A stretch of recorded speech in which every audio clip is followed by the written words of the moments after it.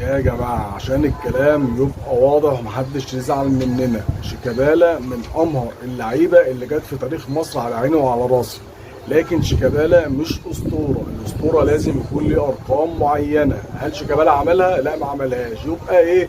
مش أسطورة. أنت شايفه أسطورة زملكاوية، أنت لك مطلق الحرية، لكن في الآخر ما تجيش تفرضوا عليا إن هو أسطورة مصرية ولا إيه؟ بس اعرف شيكا عامل لكم ايه؟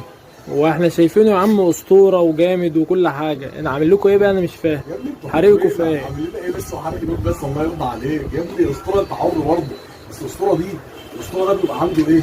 مجموعه ارقام في حاجات كتير كده، فاهم؟ يعني ايه؟ لازم يكون عمل ارقام جامده وارقام قياسيه ومش عارف ايه. يعني مثلا يعني الاسطوره بتاعك دوت قدام الاهلي جايب 4 اجوال، والاربع اجوال ما لهمش لازمه، ده غير 3 ماتشات وبعدين انت ماتش، انت فاهم حاجه؟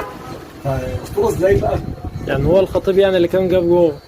يا ابني برضه الخطيب ما جابش جوان كتير قدام الاهلي والزمالك ماشي، بس الخطيب عنده ارقام قياسيه تانية.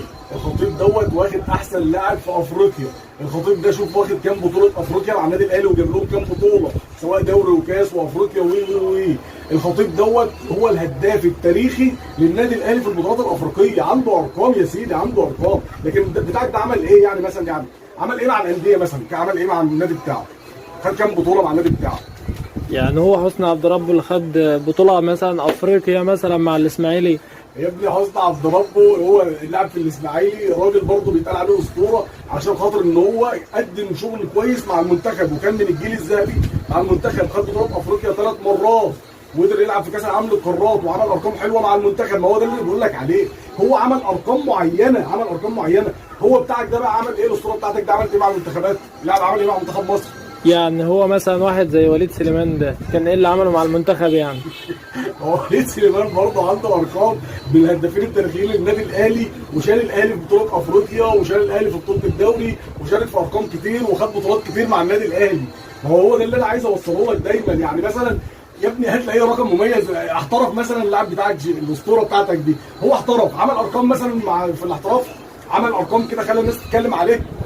يعني هو ابو تريكه يعني هو اللي عمل ايه في الاحتراف يعني؟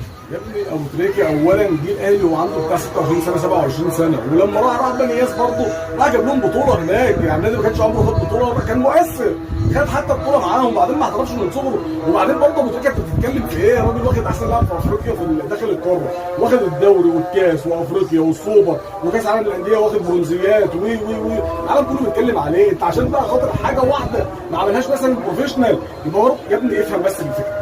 عايزك والله العظيم افهم الفكره. هو الاسطوره ده بيبقى عنده حاجه معينه، ارقام معينه بتخلي الناس تقول عليه اسطوره، تمام؟ انت ما شاء الله انت جمعت كل الحاجه اللي هم فشلوا فيها ولقيتها موجوده في شيكابالا. هيبقى اسطوره ازاي طيب؟ وترجع تقول لي انت شايف اسطوره؟ انت حر، انا ماليش دعوه. لكن ما تغلطوش عليا انا ان هو اسطوره. اسطوره في ايه؟ ده ولا ارقام مع المنتخب، ولا ارقام مع الانديه، ولا ارقام فرديه، ولا ارقام جماعيه وبطولات. طب هقول لك الاسطوره بتاعها ايه؟